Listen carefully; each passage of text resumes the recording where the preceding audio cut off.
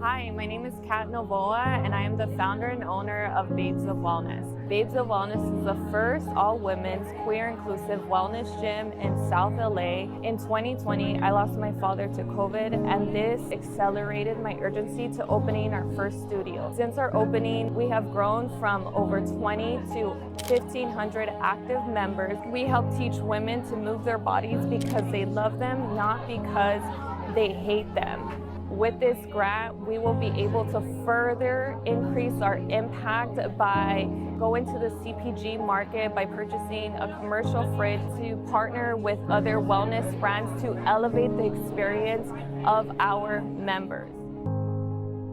So Neems is a tech-enabled denim company that designs jeans for your body. Everything is made to you. There's no more frustration, no more self-negative talk. We ethically make everything in LA. We have been in business for 2.5 years. Since then, have been steadily growing and building a very, very loyal customer base. Our customers are that remaining 90% of people that don't fit into the traditional representation of the fashion industries. In addition, our customers are folks that are becoming increasingly eco-conscious and aware of the detrimental environmental effects within the fashion industry. So the grant money would be invaluable to build out this space and create that in-person Neems experience that our customers have been requesting for so long. This would be a place where they can come in and get measured, they can see the whole process. That would be super valuable for us. Hola, soy Ana Núñez. I'm the founder of Vida Bars. Vida Bars was created as a solution for textured hair, but also for sustainability. We have over 100,000 plastic bottles that have been saved so far since the launch of Vida Bars. We actually give back in our local community in Oklahoma City, and we give those to the unsheltered population. A portion of our profits is dedicated to domestic violence survivors, which is something that's very near and dear to my heart. I really have a need for containers. It needs to be something that's biodegradable or that's 100% recycled plastics, but I haven't been able to actually get those produced because of lack of funds, so that's exactly what I would put this grant money for. Again, mil gracias, Ana Núñez de Vida Bars. Come try us out. We want Babes of Wellness to be the recipient of the $15,000 grant from Capital One and We All Grow Latina. Oh, You are our #1 grand prize winner. my God, thank you so much, all the We All Grow team, Capital One. I mean, for believing in me, for believing in our community, and I'm so grateful. Yes. Oh my God, this is wild. I can't believe this. Thank you guys so much. It means everything and beyond to me. We All Grow Latina have had the chance to partner with Capital One to launch the Amigas in Business grants and to actually award you a $10,000 grant. Really? Oh my God. Thank you so much. Muchísimas gracias. Wow. I'm gonna call my mom now. It is really like our honor and our deep joy to be able to validate these big steps that you have taken. You are a recipient of the $5,000 grant from Capital One and We All Grow Latina for Vida Bars. That is so good to hear. Thank you so much. Sorry, I'm gonna cry. I mean, obviously the funds are really exciting to have, but more than anything, just knowing that established businesses like We All Grow, like Capital One, are willing to back my business is a big deal. Let's celebrate. Claro que sí. At Capital One, we know that small businesses are the cornerstone to communities all across the country. And with our mission of changing banking for good, we continue in this work of removing barriers and advancing financial well-being. And that's why we're so excited for this partnership with We All Grow and their mission of empowering and uplifting Latina women. Because when the Latina community grows, we all grow.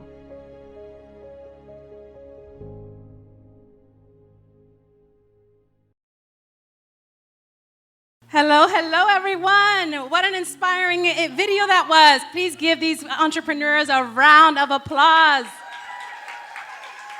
I cannot tell you how excited I am to be with you this afternoon and spend the next 30 minutes just trying to absorb as much wisdom from these three entrepreneurs that have, gone through conquering over their fears and launching these businesses, and we really deeply appreciate you for taking time this afternoon to share with us. So we have a lot to cover.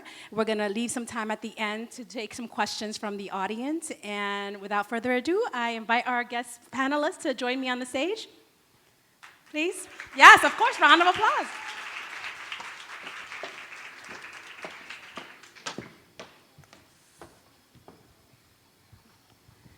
Thank you. So I know we have your photos and your names here, but if we can really quickly just your name, the name of your business, and your business mission.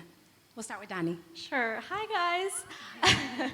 So my business is Neems Jeans. We are an LA-based made-to-order denim brand. So we make jeans made to your body, not the other way around. I'm sure so many people here have struggled with finding jeans that actually fit. I know that's why we started it.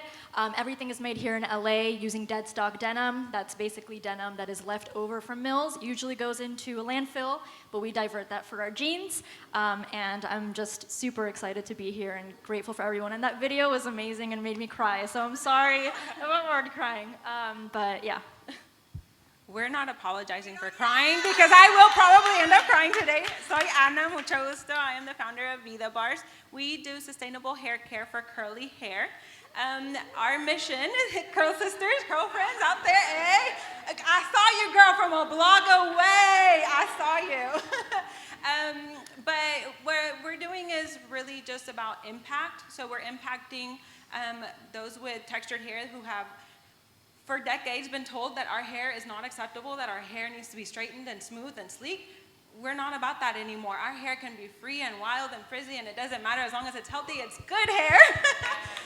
But we're also about the environment. So we're trying to rid the need for plastic waste, but we're also about impacting in our community. So we do a lot of projects giving back to our communities. And honestly, just in every aspect of our business, the reason that I launched was because I want to create positive impact. And so I'm really excited to be here with you, and I hope that we create a positive impact with you all today.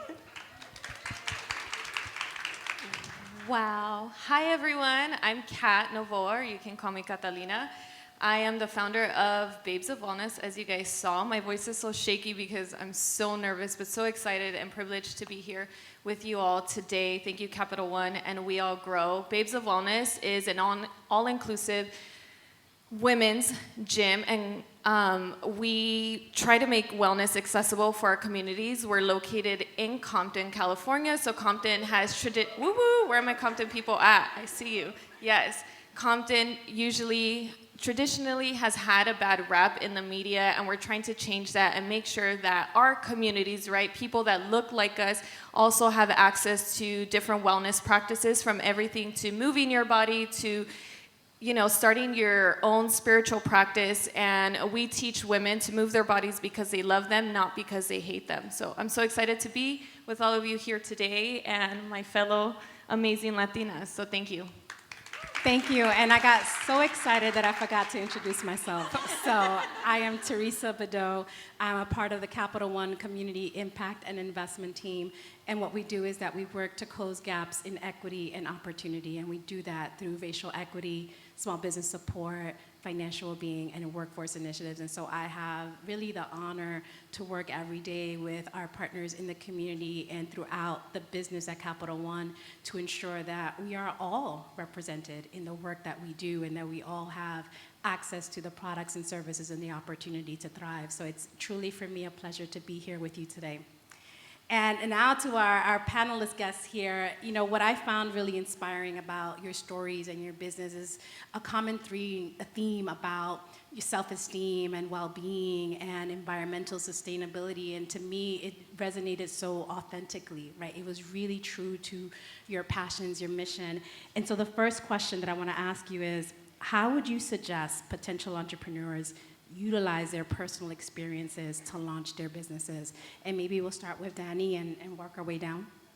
Yeah, that's a great question. So yeah, at Neems, a really big reason why I started Neems is because just jeans never fit. That was just a personal experience that I had, just like a waist gap whenever I would go shop anywhere that, it fit my hips and not my waist, or like it was never long enough, or the fabric was like deteriorating after 3 wears. Those are personal experiences that I brought, and it's like relatability with people. Like I remember we me and my co-founder went to the mall and just were like, let's do some customer research. Let's see if other people struggle with this. And we started interviewing people, just like pulling them aside at the mall. And everyone, like literally 100% of people were like, yeah, I hate shopping for jeans. This is an issue. And that was where kind of the seed was planted. So I think bringing in that personal experience and being like, this is why we started it. And I think people also know when you're passionate about something. People can detect that. It's not like, when I talk to people, I'm educating them about why our product is great. I'm not trying to sell them like, oh, you should buy this. Like, it's like, this is our story, this is why it was created, and this is why it's gonna be great for you and our planet.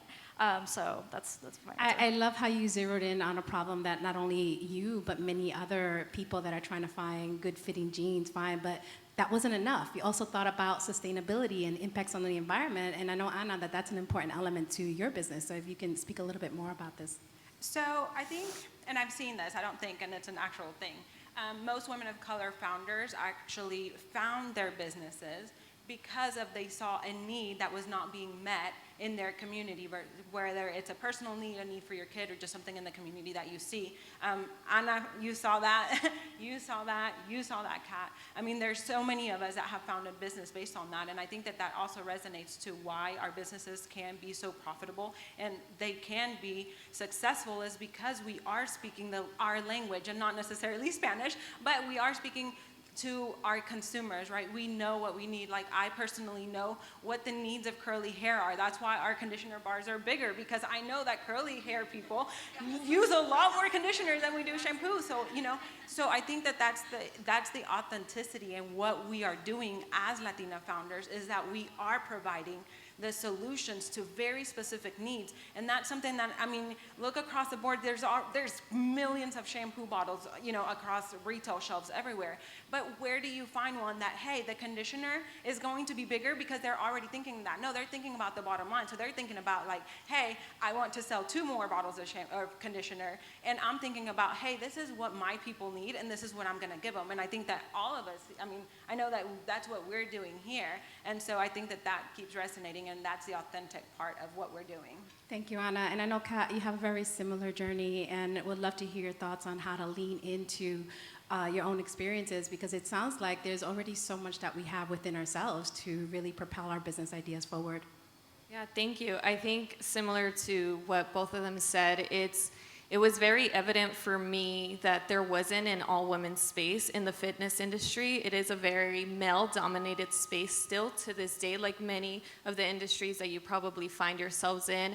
And I think the feminine energy was lacking in the fitness industry. And so I said, working with survivors of violence, that's kind of how I started off, and really seeing how they not only needed to move their bodies, they needed to feel safe in their bodies. And how do you feel safe? You're not going to feel safe lifting a heavy dumbbell or a barbell. First, you need to ground yourself. You need to tap in. You need to connect so that then your body feels a little bit more relaxed to do what you're demanding it to do. And so that's when I said, I think women, just like Danny said, I started asking people, do you feel comfortable going to the gym? No, I feel insecure. There's a guy looking at me or harassing me. And same thing, even more so for my queer community. A lot of people don't feel comfortable because if they're a non-binary person, they don't feel comfortable wearing a sports bra, or they're a lot of times misgendered. And so it's really we are a consumer, and so we're thinking about what our consumer needs, because that's what we want. And that's really what I wanted, to feel safe, to go past just the basic industry standard, because looking great and having abs is great, but internally, how are you feeling? How are you checking in with yourself, right? Like, how are you showing up in the world? And when you start building this internal confidence, it just shows up and it manifests, and then you start feeling like a baddie. I'm not allowed to cuss, but I cuss a lot. You start feeling like a baddie, so then that transfers over to how you show up as a business owner, how you show up as a wife, how you show up as a partner, how you run your business. And so for me, wellness, I think the pandemic really highlighted the need, like, for accessibility in the wellness space, for accessibility in mental health services. And so that's why I think it's important for us to lean into that. Who doesn't want to be a bad Betty? You know, telling you. But, you know, we are at a boot camp, so let's get tactical for a minute, right? Let's say you are an entrepreneur and you figured out what your passion is, what you're excited about, what drives you. You've done your work in trying to really define that problem and design a solution that you can uniquely bring to the table, because that's step one. You got to find the right market fit for the solution that you're bringing to the table. How do you get started? How do you know that it's the right time to launch this venture? Anyone? I don't know if any of y'all are like me and are not morning people, and sometimes you just have to throw yourself off the freaking bed. That's how I started my business. I threw myself off the bed, launched myself. It was a really hard time for me to launch. I had worked on specifically Vida Bars. I had worked because I did the formulations. I don't have a chemistry background, by the way. I don't even have a business background. But I did the formulations because I knew that there were specific needs that curly hair people have. You know, my mom, my sister, my daughter and I all have curly hair. We don't use the same products because our curls are different. So, you know, it was a year's worth of work before I launched the business. It was April 20th, 2020, when I launched my business, right at the beginning of the pandemic, when we were like, okay, maybe if I wait 6 weeks, it'll be done with and then I can launch. Thank God I didn't wait, because I'd still be waiting probably. But it really, there isn't a perfect time. And just like having to throw myself off the bed sometimes in the morning, that's kind of how I did it. I was at home, I'm a single mom, with my kids. They were doing home studies because schools were shut down. I was in the middle of finishing my master's degree, which was not an MBA, Anna, because I had no intentions of owning a business. I was doing a master's in human relations. I was busy. I was having my corporate job, which I actually only just quit 2 months ago. But it was not a perfect time. The pandemic was there, but it was something that I just knew inside of me that had to be done. It wasn't a perfect product.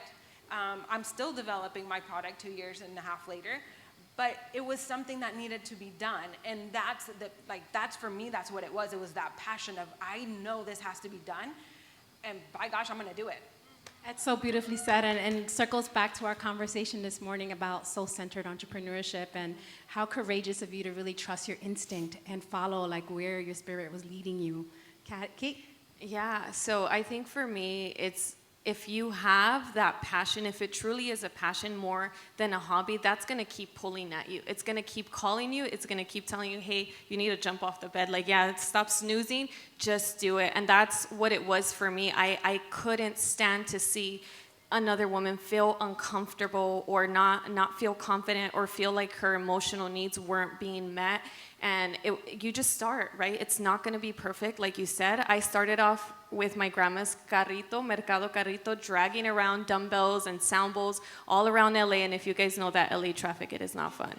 Eventually took it to the garage, and that's when I started really planning out, and that became the prototype for what is now the first all-women's first gym in Compton. And I'm so proud to say that because I didn't stop. I jumped out of the bed and I said, I'm gonna do it. I didn't know how. I didn't have all the answers. I don't have an MBA, but I just kept pushing forward because I knew the need was there. And every time I wanted to quit, boom, I got a confirmation, just keep going, just keep going. I couldn't give up, even when I lost my dad to the pandemic. Like, I just couldn't give up. And when it's that true, innate passion in you, your intuition will keep calling you, and she's not gonna leave you alone.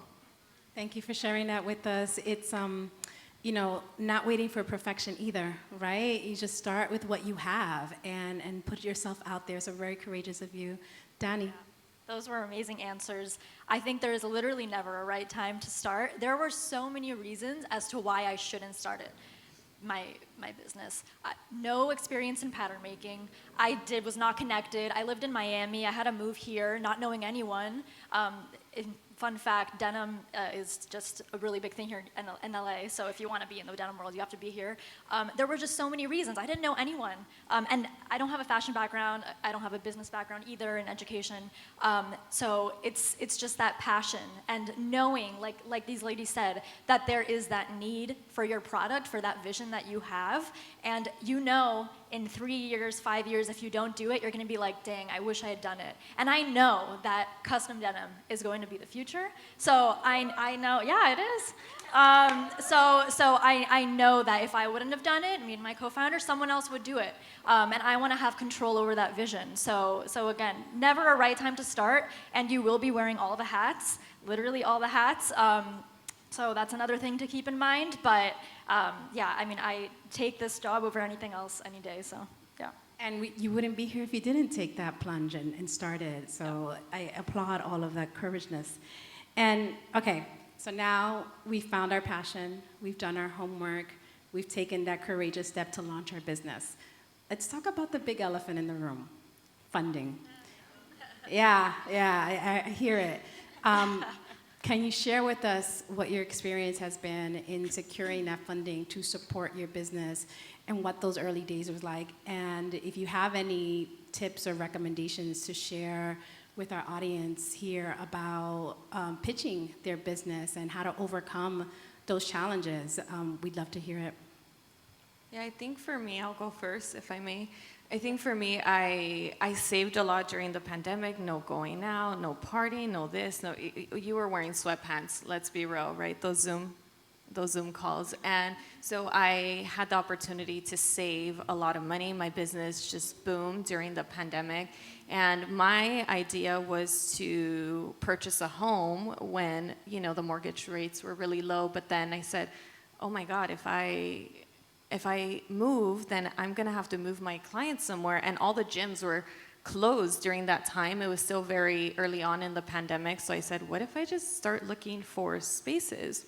I don't know, just a thought, right? And I started playing around with ideas. I got a lot of no's, so many, like, you're gonna get a lot of no's. So get used to hearing no, and that doesn't mean no, it just means not right now if you keep knocking on all the right doors. And so I took the plunge and I said, okay, I'm gonna invest this, and eventually Babes of Wellness will buy my house, will be able to buy me a house, right? And it was just being very strategic and frugal with the money, but also trusting in your product or service to know that, hey, if you have a viable business, it will come back, and being smart with those decisions, hiring an accountant, looking at different programs, so accelerator programs that sometimes give you access to capital that you can use freely, or, Capital One, being able to pitch your business. And if you haven't already looked into cohorts or accelerator programs, that is like a big, big thing for me, because actually I had just finished one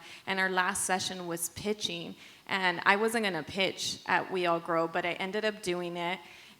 Someone told me to do it, so I did. I said, okay, I'm gonna do it, and I did it. And you never know, and I think someone earlier said leaning into that fear, because what you don't know, you're never going to conquer it if you don't lean into it. And so do your research. There's so much great information out there. I know it can feel very, very overwhelming, but if you can get into a program, I would highly, highly suggest you guys start looking into that. And if not, there's obviously grants, there's loans. I actually applied to get a loan, and it was crazy, the terms.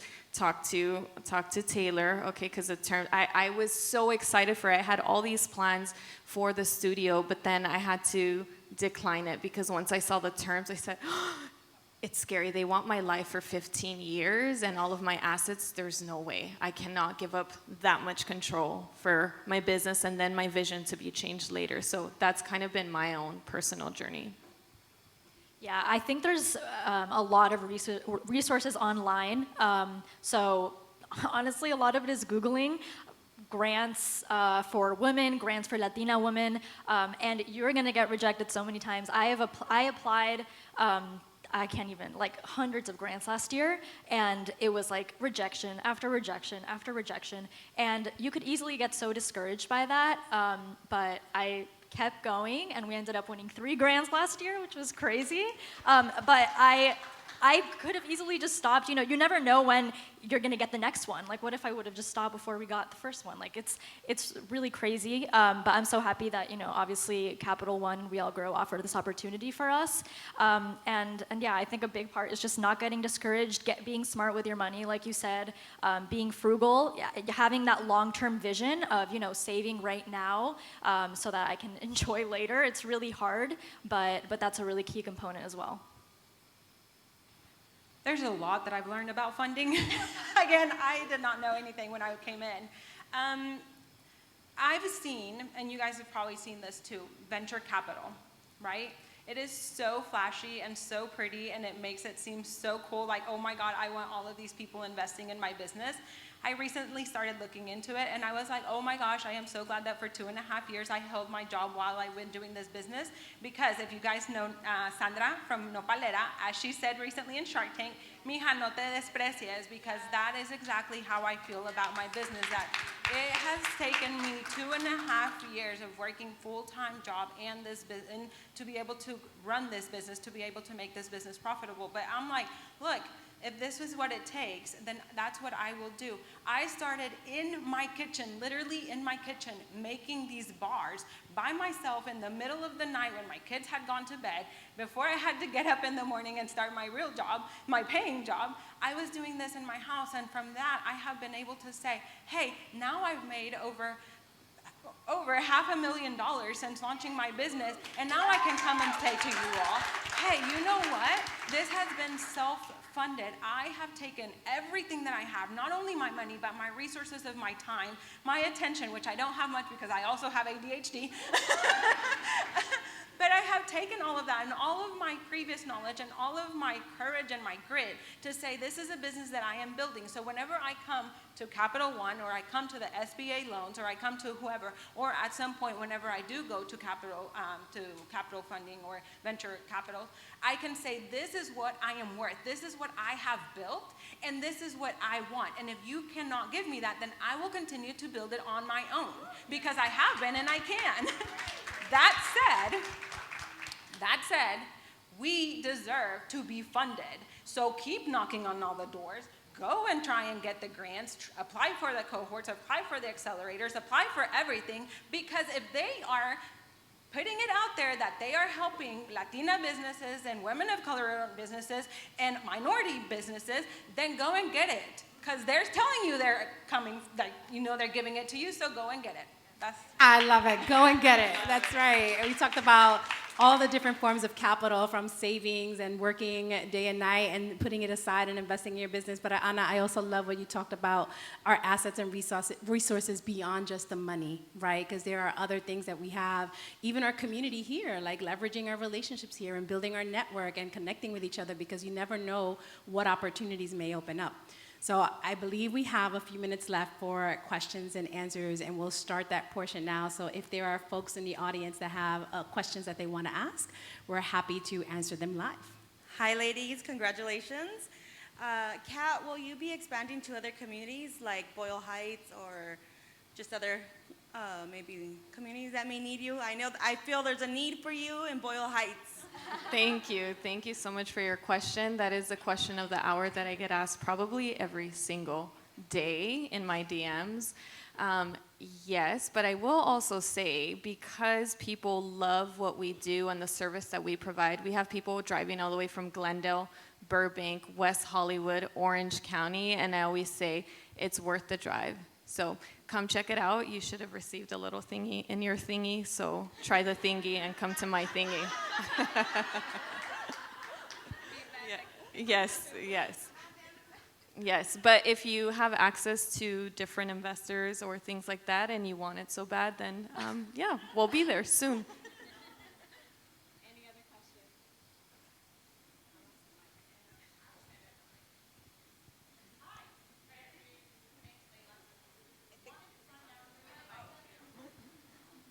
I'll project here. Thank you. Wanted to find out if you have any advice for us for any pitfalls to avoid or any themes you've seen when you're pitching for capital. I will say that right now, one of the biggest things that I've seen is the authenticity piece that we talked about earlier, that makes your business stand out from everything else, because there's hundreds, thousands of brands of jeans out there. There's huge gyms out there. There's countless products for hair. But what we bring to the table is very specific. It's very genuine. And it's very tailored to, again, our communities, right, for the most part. And so if you're able to, in your pitch, bring that story of authenticity, then that's really what's going to make you stand out. That's the part that is uniquely you.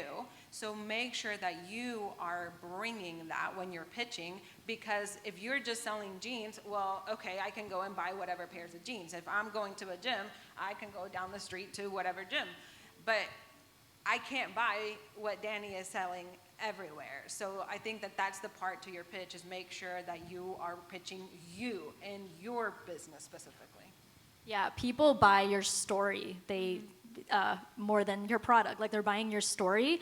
And I think that the genuine aspect is super important. Also leading with the value that you're providing. What problem is your business solving? What problem is your product or service providing that is different than anywhere else? Like, I can say, oh, we're a made-to-measure denim brand, but it's like jeans made to your body that make you feel empowered, that make you feel confident. It's the value that you're providing, not just like the product that you sell. And lastly, I'll just say to that, which I think Anna already said, is do your market research. Like, why do you stand out? If you can't sell yourself comfortably and confidently in front of the mirror, you're not going to be able to sell anyone else. I'm not sure who said it, but one of you said that you got turned down a lot of times and it happens. How do you stay motivated when you're told no so many times? I'd say your mission, the passion, like once you've decided that this is what you're going to do, there's no amount of no's that you can receive that will stop you. You have to decide first, like, this is my goal and this is my finish line, and I'm not stopping until I cross the finish line. I'm also a big, like, everything happens for a reason. Like, that wasn't the time for you. The more times are coming. If you guys don't listen to How I Built This on podcast, that podcast changed my life. It's so good because it's all about founders and their stories, and like so many of them were rejected so many times, you know, have made terrible mistakes, but now they're the huge businesses that they are. So if you guys don't listen to that podcast, highly recommend. But it's just, yeah, staying motivated, knowing that your product has a future, you know the vision for it, you know it will happen, and you'll do whatever it takes. So it's honestly just motivation, discipline, and not getting discouraged. I have a little bit different take on it. I am very motivated to prove people wrong. So I'm not supposed to be here. I am a former undocumented immigrant. I am a single mother that had my daughter at barely 20. I am a survivor of domestic violence. I have all of these things that should not put me here.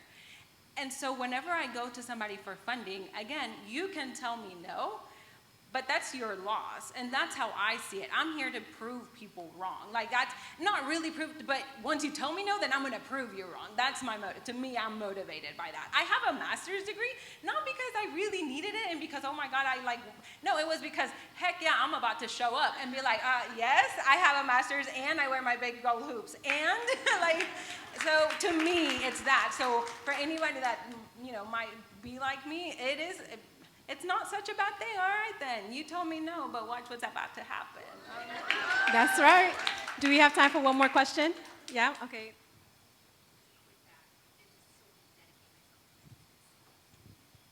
So the question is, she's asking how I leverage having a full-time job, and at what point, like if there were resources that I used from that, and at what point did I decide, okay, now I can quit this job. So honestly, I wanted to quit back at early 2022. That was my goal. It was really hard. Again, I have my kids full-time. I have full custody, full responsibility financially and everything for them.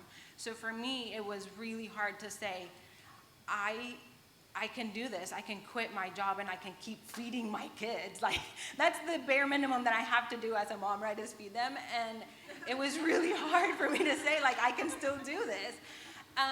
Thankfully, and I have to acknowledge that I am very privileged and very lucky to say, and blessed to say, my job was very flexible in that I worked from home for the last 7 years, not just because of the pandemic, but if you have that, like for me, that was a resource. And that was something that I could leverage, that I worked from home, and so I could do all of my job in like maybe a 5-hour time period during the day, crunch it out, do what I needed to do, and then use again some of my resources from time and the energy that I have and the attention that I have to say, okay, I want to develop this. I did let my boss know that I had another business so that it, I didn't want it to be too conflicting. But to make it short, I did use some of that flexibility that they gave me. Thankfully, I was getting paid well enough to say, okay, I can fund my home and my business, the growth of my business with my job. And at what point I said, okay, I can do this, is that during that whole time period that I was building Vida Bars, I was saving, I was being resourceful, and I was being frugal, and I was saving money. And once I finally said, okay, this is the threshold that I have, like this is the goal that I have. Once I have this in assets for myself, then I can say, okay. And I also, to be honest, I went to my mom 2 weeks before I put in my notice, and I said, Madre, I need a commitment from you. Please tell me that if I cannot pay my rent for the next 6 months, that you will pay my rent. And I know that that's very privileged because my mom can do that right now. She couldn't always because she was an undocumented immigrant. But I went to her, and so that's another resource that I leverage. Like that's part of my network and that's part of my community. And I went to her and I said, Mom, of course I never want to go and tell her, hey, can you pay my rent this month? But that was a security blanket for me as well. Thank you. It reminds me of when Anna asked the audience, like how many people have a hard time asking for help, right? And so ask for help and look for those resources to support you just in case, right? But continue to charge that path forward. With the last few minutes that we have, I want to ask each one of our panelists if there is one thing that you'd want people to take away from our conversation today, what would that be? Danny? Sure. I would say that you have everything that it takes within you to do whatever you want to do, to start your business, to grow your business. The last thing I ever thought I would ever do is start a business. It was never encouraged in my family. No one ever told me, you should be an entrepreneur. My background is in voice and opera performance. That's what I studied. Yeah. And I never really knew that I had what it took to be a CEO, to be a co-founder. But I think, honestly, what has gotten me to this point is discipline, motivation, constantly learning, constantly being like, oh, what can I improve on? And that is something that passion within can't be taught. And yeah, I just think if anything can be taken away, just that you have what it takes and don't let anyone discourage you because you are in your way. So get out of your way and know that you can do it. Thank you, Danny. Anna? To echo what Danny said, you are enough. You can do it. I still to this day have imposter syndrome. Whenever I received the call from Ana Flores and she said that I won, y'all saw my reaction. I was like, what? Like, I still don't know what I'm doing here. When I was sitting back there earlier speaking, hearing Taylor speak, I kept thinking to myself, oh my God, I have to get on that stage and my hair looks like crap today.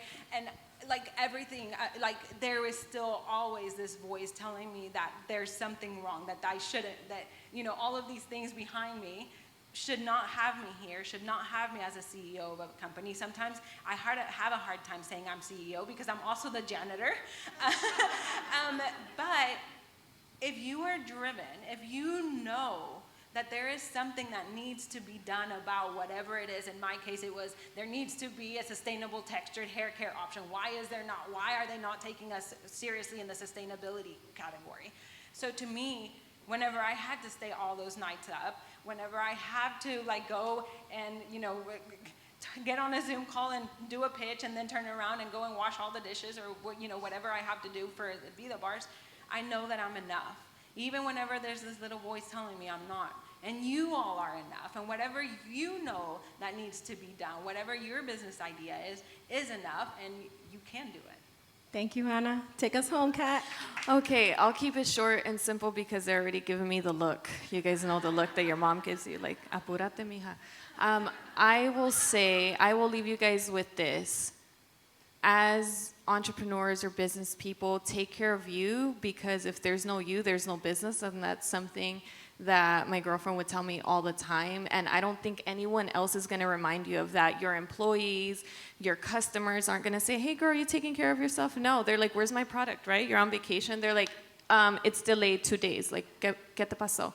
So I would say make sure that you're taking care of yourself and that you're showing up for yourself, because it is incredibly difficult and it can be incredibly isolating and overwhelming, and you will have a lot of mental breakdowns. But do what you need to do to make sure that you can continue to show up for yourself and for your business, because if you're taking care of your own needs, like eating, like sleeping, like going to Babes of Wellness and working out and taking care of your mental health, therapist, okay, then you will be better. Creativity will flow. You'll make better decisions. It's like the basic needs, but that goes out the window, right? When you're just in the grind, hustling, waking up, like you're eating, drinking, sleeping, your business. So take care of you. Thank you, Danny, Kat, Hannah, so much. We appreciate all that you're doing. Please, another round of applause to our guests. It's been an honor meeting with you today. Thank you.